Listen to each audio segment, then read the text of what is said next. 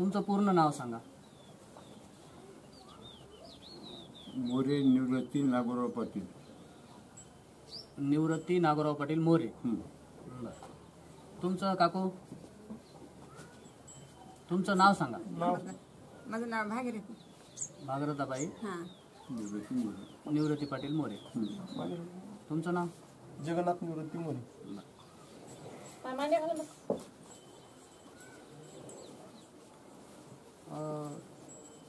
तुमचा हे गाव कोणतं आहे? अंचोली. हे गाव अंचोली, तालुका नायगाव. तालुका नायगाव, जिल्हा नांदेड. तुमचा जन्म कशा पद्धतीनं झाला याची आम्हाला कथा सांगा सविस्तर.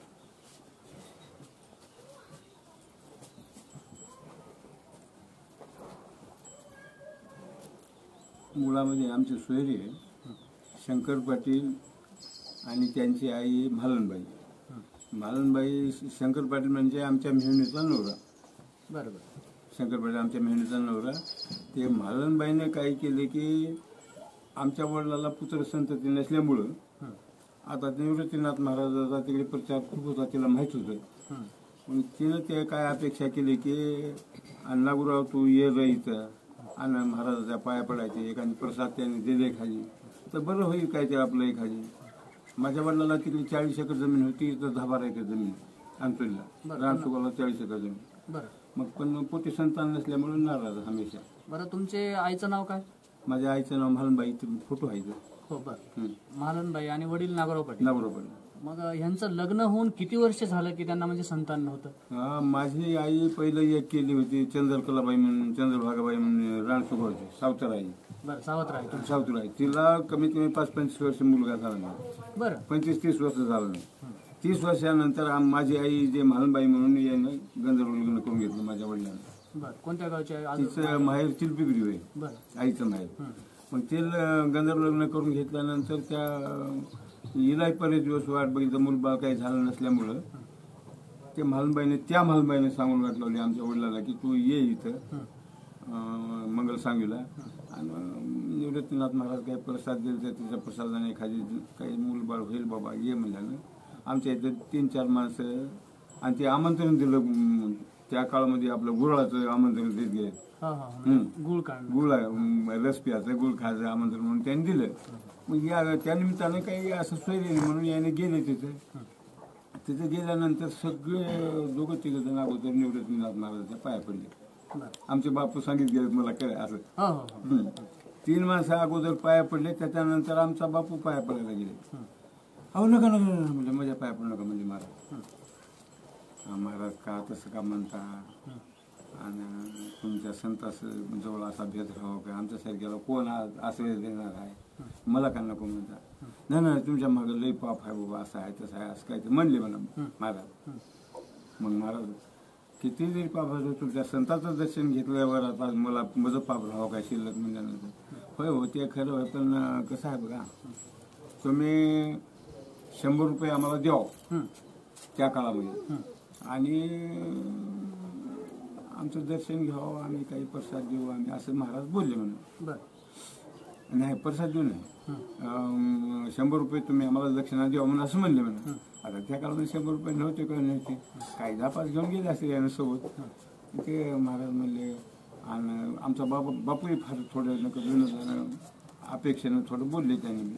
महाराज या कलियुगामध्ये साधू संत सगळे पैशाची अपेक्षा करतात, मला जन्मभर बिमारी आणि माझ्या महाराज काही हे काही पोटी मागही काही नाही, पाठीवरी काही नाही, पोटाकडे काही नाही, खुट्याला ढोर हात बांधून मला हमेशा मी बिमार पडतो काय ते होतो, तुमचा आशीर्वाद मिळावा म्हणे अशी अपेक्षा आहे. आमचे बापू बोलले नाही काय हरकत नाही, मग तसं असं तुम्ही 100 रुपये द्या आणि आम्ही तुम्हाला प्रसाद देऊ म्हणले. प्रसाद देऊ म्हणले परंतु 100 रुपये नाही गेले. इकडे सगळ्या झाल्या देऊन बसून त्यांनी बोलले थोडं पैशाची कशी वाट करायला पाहिजे. तेवढा म्हालनबाई म्हणले की हे सावकार म्हणून जे आहे समोर ते सावकार तुला म्हणले तेवढे पैसे देते आणि तू काय ते पैसे घेऊन महाराजाला देऊन पाया पड नागोराव म्हणले म्हालनबाई, आणि तू काय कर की पैसे देऊन पाया पडून मागून कवाई आणून दे महाराज सावकाराचे पैसे म्हणले. त्या काळामध्ये पत होती आमच्या बापूची, ते घराणा फार श्रीमंत होता त्याच्या रामराव पाटला रामराव महालनबाईचे कमालबाईचा कारभार. त्याच्यानं त्या सावकाराकडे गेले आमचे बापू. त्याने 100 रुपये उसने दिले महाराजाला, आणून देऊन पाया पडायला गेला आणि 100 रुपये मापून बघले महाराज. अहो हे 100 रुपये याला बटा आहे किंवा नागोला पाटील म्हणजे कसं म्हणता महाराज, तुम्ही 100 रुपये द्या म्हणजे मी 100 रुपये मागून आणून दिलो, बटा कसं म्हणाल मला काही कळणार. अहो हे काय होणार आहे, हे अजून थोड्या दिवसामध्ये हे रुपये पैसे बदलणार आहेत. म्हणजे याला बट्टा 25 रुपये बट्टा आहे म्हणजे 25 रुपये अजून दिला तर तुमचे 100 रुपये होतात म्हणजे म्हणा. बरं काय हरकत नाही महाराज, मग आता 100 रुपये द्यायला अजून 25 देतो महाराज म्हणून त्या सावकाराकडे जाऊन पुन्हा 25 रुपये आणून दिले. गोविंद सावकाराकडून 25 रुपये पुन्हा आणून दिल्यानंतर महाराजांनी घेतले. घेऊन पैसे गेले आणि त्याचे काही कपडे वगैरे घेऊन काही मारल्या मावल्या जाऊन त्याचे काही सगळे कपडे वाटून टाकून दिले असं म्हणतात. आमचा बापू सांगितलेलं. ते निरपेक्ष साधू होता त्याला काही बोलायचं काम नाही योगीराज महाराज म्हणजे.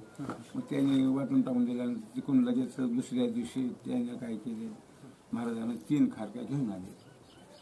तुझ्या 2 बायकाला हे 2 खारक्या खायला दे आणि 1 खारकी तू खाय आणि आज वर्षापर्यंत तुला मुलगा होते असं इतकं बोलले. आमचे बापू म्हणले मला मुलगा होईल न होईल, मला महान संतांचा आशीर्वाद मिळाला, माझं समाधान झालं आणि माझी बिमारीच गेली म्हणले. काय बिमारी होती? मग बापूला आमच्या हमेशा ताप येते, दुसरं काहीच बिमारी नसते, ताप यावं अक्षय असं सगळं माझं गेलं म्हणले, माझा तापच गेला म्हणजे सगळा आणि मला आनंद झाला म्हणजे महाराज. म्हणून महाराजाच्या पाया पडले, महाराजांनी 3 खारका दिले, आणले घरला बापून. 2 बायकाला दिली, आपण 1 खाल्ले. असं म्हणतात एका त्या वडीलबाईनं खारी दिलेली काही खाल्लं नाही, फेकून दिली असं म्हणतात. या आमच्या माईनं खारी घेतली, आमच्या बापूने घेतला. त्याच्यानंतर थोड्या दिवसामध्ये गर्भधारणा झाली, मी माईच्या पोटात राहिलो की त्याच्यानंतर लगेच दुसऱ्या वर्षात फक्त माझा जन्मही झाला. महाराजांना म्हणल्यासारखं अगदी त्या तारखेला माझा जन्म झाला. त्या तारखेला जन्म झाला की आमच्या बापूला आता आनंद मावण्यासारखा झाला. आमच्या बापूने काय केलं, माझं नाव आपल्या गुरु महाराजांचं ठेवा म्हणून निवृत्ती ठेवलं माझं नाव. बरोबर, योगीराज निवृत्तीनाथांचं नाव म्हणून तुमचं नाव निवृत्ती पाटील. निवृत्ती पाटील ठेवलं, माझ्या बापूने ठेवलं निवृत्ती पाटील म्हणून असं नाव ठेवलं. त्याच्यानंतर मग आता काहीतरी दिवसानंतर मग आता 2 वर्ष झाल्यानंतर 3 वर्ष झाल्यानंतर मला शाळेत गावाच्या शाळेमध्ये पाठवलं. लाडकं लेकरू म्हणून काहीतरी बार सरून केलं आमच्या बापूने. सगळ्या मला बुंजाचं जेवण दिलं त्या काळामध्ये आमच्या बापूने. बरोबर, आनंदामध्ये. हा आनंदाच्या भरामध्ये. बऱ्याच दिवसापासून मुलगा झाला नाही, आता मुलगा झाला म्हणून आनंदाने ते केलं, जेवण केलं. मग मला एवढं लहान असताना मला पहिल्या वर्गात मला काही मला त्या काळामध्ये शाळेमध्ये नेऊन पर्यावरण म्हणून असं काहीतरी म्हणून मला शाळेमध्ये पाटी कलम देऊन बापू मला घेऊन गेले शाळेमध्ये.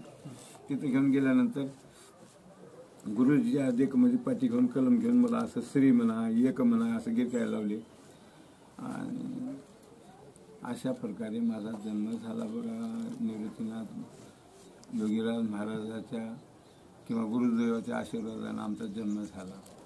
आजपर्यंत असं गुरु महाराजांना सांभाळून ठेवलं. बरं, मग तुमचा जन्म कोणत्या वर्षी झाला काही सांगता येईल? इसवी सन 1949 साली झाला बा माझा जन्म.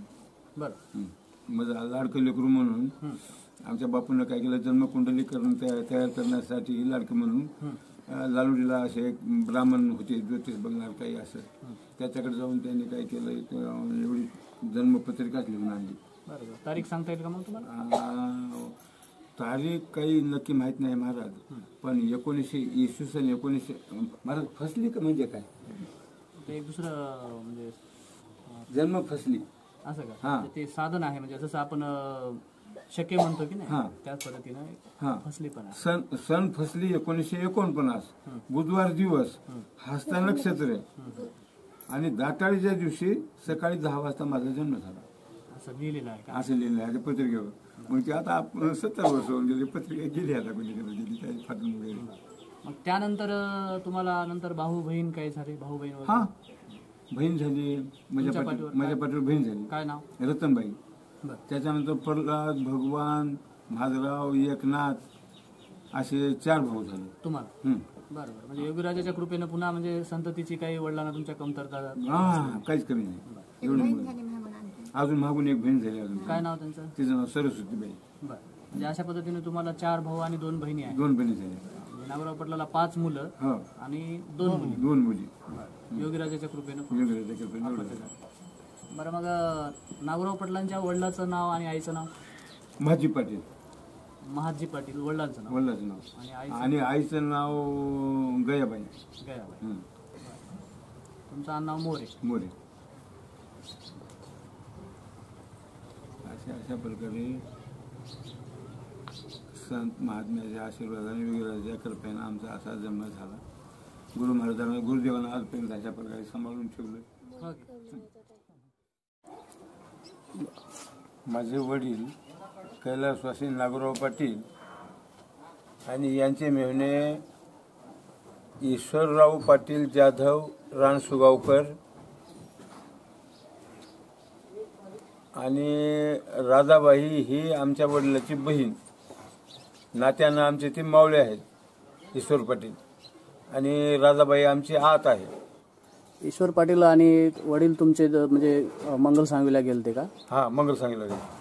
सांगा एक सविस्तर सांगा. हां, ईश्वर पाटील आणि आमचे वडील नागोराव पाटील मंगल सांगवीला गेले होते, आणि आमच्या वडिलांना योगीराजाने प्रसाद दिल्यामुळे ईश्वरा पाटलाला सुद्धा मुलगा नव्हता. त्यांनी सुद्धा थोडी आशा बाळगून गुरु महाराजाला विनंती केली की महाराज आम्हालाही थोडा प्रसाद द्या म्हणून अशी विनंती केली. पण महाराजांनी त्यावेळी नकार दिला असं सांगतात. बर. मग ईश्वर पाटलाला काय लेकरं आहेत होते? ईश्वर पाटलाला 2 मुलीच होत्या. काय नाव त्यांचे? गुजाबाई आणि दादाबाई, या शाहूबाई. गुजाबाई आणि शाहूबाई. गुजाबाई आणि शाहूबाई 2 मुलीच होत्या. 2 मुलीच होत्या. तुमच्यापेक्षा वडील होत्या का धाकट्या? माझ्यापेक्षा 25 वर्षांनी वडील होत्या. बरोबर. मग त्यांना नंतर मुलगा झाला नाही ईश्वर पाटलांना? ईश्वर पाटला मुलगा झाला नाही.